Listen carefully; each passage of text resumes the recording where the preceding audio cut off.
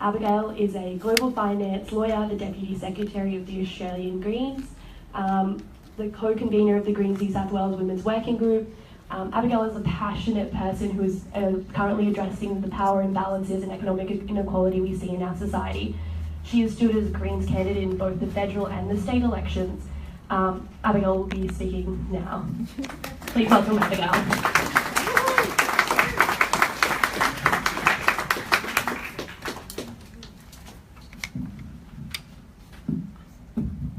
Thanks very much. I'd also like to begin by acknowledging the traditional custodians of the land on which we meet tonight, the Gadigal people of the Eora Nation. I'd like to pay my respects to their elders past and present, and pay tribute to their history, their culture, and their ongoing struggle for justice in the face of white oppression and discrimination. This land is, was, and always will be Aboriginal land. So in 1973, a green ban was placed on construction in Victoria Street in King's Cross, where Juanita Nielsen was living. Green bans achieve an extraordinary amplification of people power. They bring together residents' associations, unions and activists to hit developers where it hurts, in their hip pockets. The first green ban, which is called a green ban rather than a black ban to highlight its environmental purpose, was used to stop a proposed development of bushland at Hunters Hill, called Kelly's Bush. At the request of community members, the New South Wales Builders Labourers Federation, the BLF, then spearheaded by the legendary Jack Mundy, imposed a construction ban on Kelly's Bush and threatened to stop work on other developments that were being run by the same developer. Kelly's Bush was saved. By slowing down demolition and construction through the withholding of union labour, the green bans have been credited with saving a number of sites from developers, including the Rocks area, which was saved in the early 70s from a development plan that would have seen it covered in high-rise commercial buildings, hotels and apartment blocks. The green bans saw union members and community activists standing side by side and costing developers millions along the way. The green bans contributed to a rise of opposition to the destruction of heritage buildings and the environment, a movement which influenced the progressive planning legislation that was then introduced by both the New South Wales and federal governments in the mid to late 1970s. In fact, the green bans in the 70s were so effective that they inspired Petra Kelly, a German political activist who was visiting Australia at the time. She took the name Green and the philosophy of the green bans movement back with her to Germany, where she later founded the German Greens, a political party based on the 4 core pillars of ecological sustainability, grassroots democracy, social justice and non-violence. In turn, Greens parties worldwide have taken their name and principles from the German Greens. So we have an awful lot to credit the green bans with. So back to 1973 and the green ban on Victoria Street. Developer Frank Thiemann and others had plans to destroy the old terrace houses lining Victoria Street, which were providing low-cost, affordable accommodation, and to replace them with new high-rise apartment buildings, some up to 42 stories high. All of the existing buildings were to be demolished. Eviction notices were issued to the tenants, with cash payments for those who agreed to leave quietly. Around 2/3 of the residents of Victoria Street refused to leave. Things turned nasty when thugs began to terrorise the residents to force them out of their homes, including vandalising their property and attempting to make their homes uninhabitable. In early April 1973, the Victoria Street Residents Action Group was formed and decided that Arthur King, who was one of the residents, would contact the BLF to request a green ban. Just a few days later, Arthur King was kidnapped and terrorised for 3 days. The experience would have been traumatic, and Arthur King left Victoria Street and the campaign to save it immediately upon his release. The thugs went on, threatening people with crowbars and setting fire to properties. By this time, only around 14 tenants remained. The unions helped the tenants to reoccupy their houses, and a crowd of around 80 supporters organised a squat. The squatters were forcibly evicted, with 53 of them arrested after several months of occupation. When Norm Gallagher managed to oust Jack Mundey from the New South Wales BLF in October 1974, the green ban on Victoria Street was finally lifted. And it was against this background of the squatters, the Residents' Action Group, and Mundey all having been defeated, with the accompanying predictable unfavourable media coverage, that Juanita Nielsen placed herself in the thick of it, to become the final obstacle in Frank Thieman's way. Juanita Nielsen lived and worked at 202 Victoria Street. She ran a small newspaper called Now, which covered local issues and local politics and survived on advertising revenue from local businesses. Juanita was from a wealthy family. She was well educated and she had travelled and lived overseas. Juanita refused to be intimidated by Thiemann. She ran a high-profile campaign against him and his development plans for Victoria Street, with articles in her newspaper keeping residents informed and giving encouragement to the green bans. What's more, she was romantically connected to the head of the Water and Sewerage Employees Union, which was also threatening a work ban on Themann's development. The green bans had already cost Thiemann millions of dollars in delays, and he was under significant financial pressure.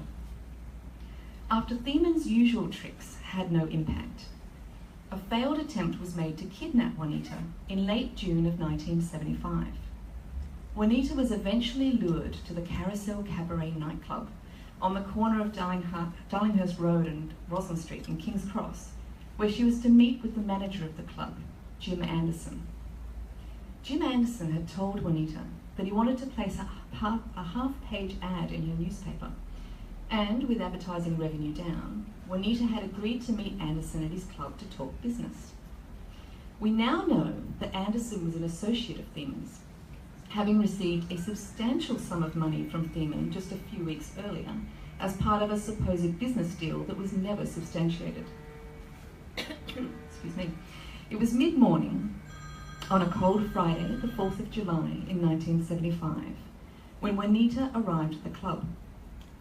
Eddie Triggs, a bouncer at the club and Anderson's henchman, met her at reception and escorted her upstairs to the VIP lounge where he closed the door.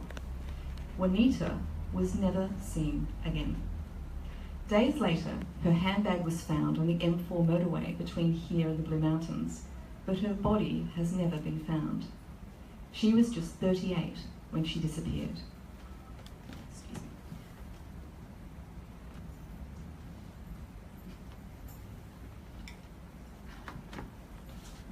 Eddie Trigg fled and was arrested in San Francisco in August of 1982.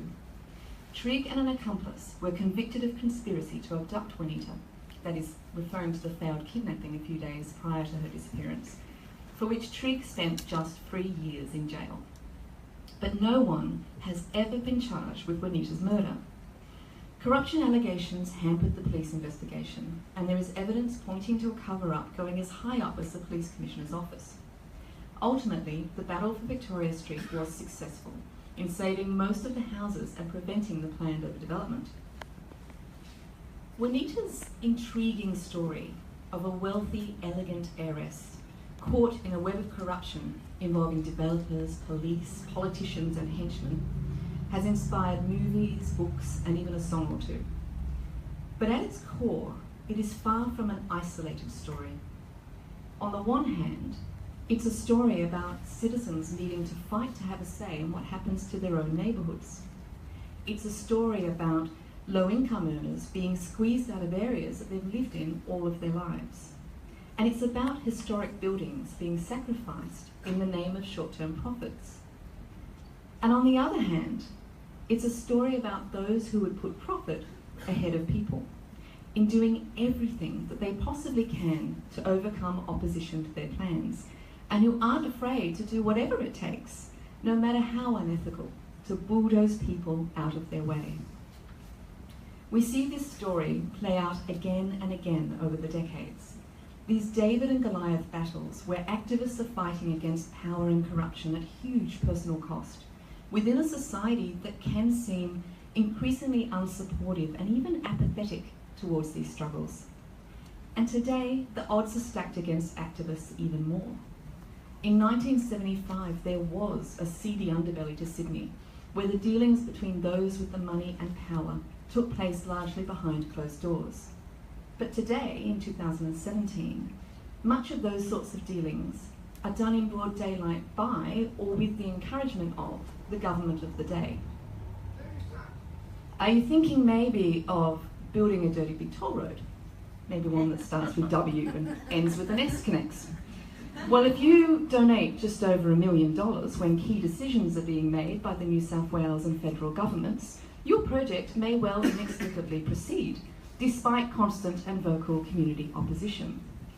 Of course, these kinds of dealings go beyond just donations to political parties. It also includes the revolving door of public servants, politicians, and business executives. You only need to take a look at the proposed Carmichael coal mine project and the blatant cross-pollination of Adani lobbyists and employees with government staffers for an example of how that plays out. Adani has been granted special exemptions from water protection laws and has even had native title laws changed to pave the way for their project. All in plain sight and all in the face of sustained criticism and opposition. To make a modern activist's job even more difficult, there is a disturbing increase in recent years in laws designed to quash protest and political dissent. In New South Wales, extreme anti-protest laws were introduced under the Baird government last year. These new laws are part of a growing trend, with similar laws having been introduced in other states, all of which impose harsher penalties, grant excessive police powers, and prioritise business interests over the rights of Australians to gather together and protest about the issues they care most deeply about. Perhaps there is less need to kidnap and murder people if you can just pass draconian legislation and use the police to keep dissent in check. This attack on our civil liberties is incredibly dangerous. It fractures our democracy and it is designed to wear us down. Faced with such odds, many decide there's nothing that they can do. But Juanita no doubt felt disheartened too, at a time when she and her fellow residents were being harassed and threatened. It must have been incredibly difficult to continue to be such a passionate and effective advocate for her cause, and to give hope and inspiration to the other activists around her. But as she encouraged them, she continues to encourage us. Because against the odds we face today, it's going to take all of us to stand up and to fight. To fight WestConnex, to fight the Carmichael coal mine, to fight every other terrible decision that our government makes and knows is not in our interests, but go ahead with anyway because it's in their interests. It's going to take all of us to be a Juanita Nielsen, and hopefully, in the process, to inspire and support each other to stand up for what's right. Thank you.